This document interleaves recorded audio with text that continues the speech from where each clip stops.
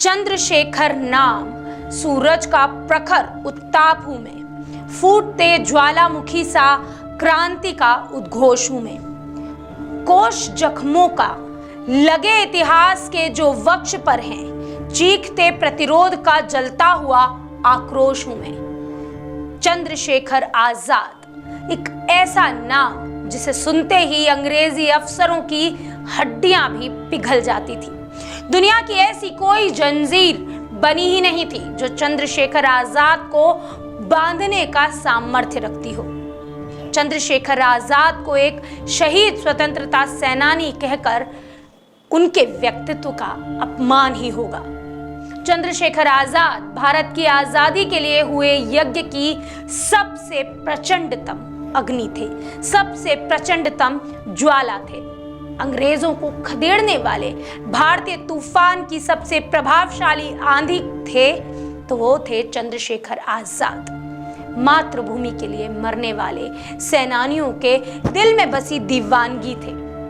माफ कीजिएगा, थे नहीं, हैं और हमेशा रहेंगे। चंद्रशेखर आजाद जैसे व्यक्तित्व कभी मरते नहीं हैं, वो हमेशा जिंदा रहते हैं हमारे दिल में, हमारे दिमाग में, हमारी अंतर आत्मा में। देश प्रेमियों के दिल में साहस, निष्ठा और देश प्रेम बनकर हमेशा जीवित रहने वाले आजाद।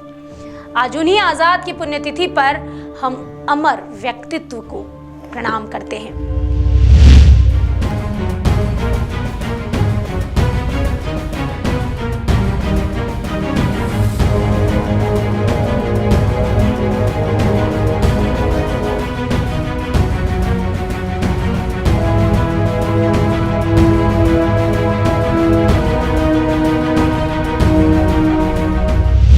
23 जुलाई 1906 को चंद्रशेखर आजाद का जन्म मध्य प्रदेश के झाबुआ जिले के भाबरा में हुआ था, जबकि उनकी मृत्यु 27 फरवरी 1931 को इलाहाबाद के अल्फ्रेड पार्क में हुई थी, जिसे अब चंद्रशेखर आजाद पार्क के नाम से भी जाना जाता है।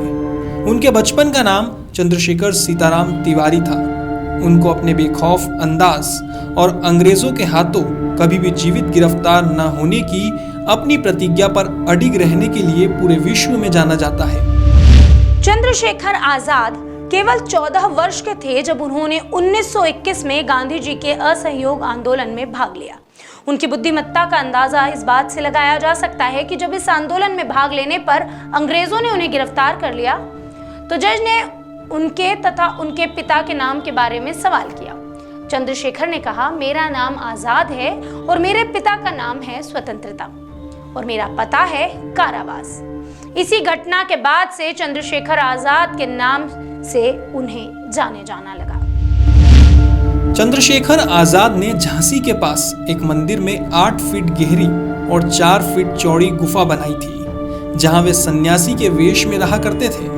ऐसा माना जाता है कि जब अंग्रेजों को उनके इस गुप्त ठिकाने के बारे में पता चला तो वे स्त्री का वेश धारण कर अंग्रेजों को चकमा देने में कामयाब रहे।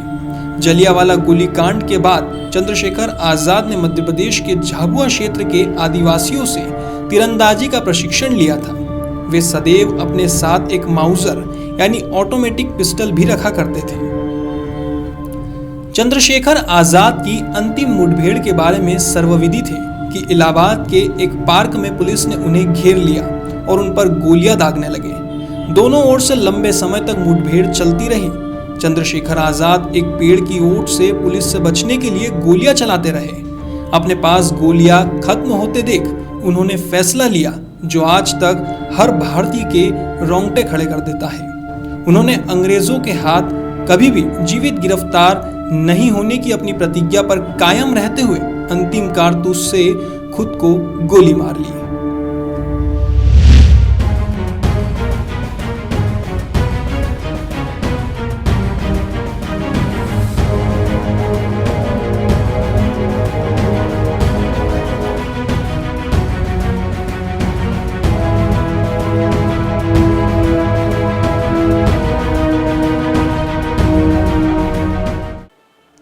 दुश्मनों की गोलियों का सामना करेंगे, आजाद ही रहे, आजाद ही रहेंगे।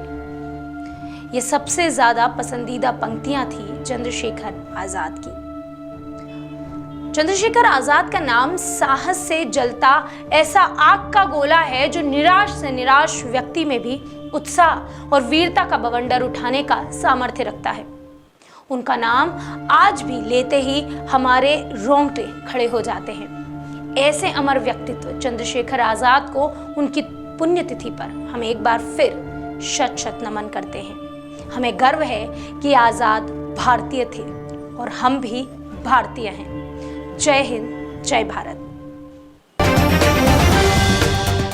अगर आप रहना चाहते हैं अपडेटेड, सब्सक्राइब कीजिए खबर 100 न्यूज, बेल आइकन दबाइए, सारे नोटिफिकेशन सबसे पहले पाइए।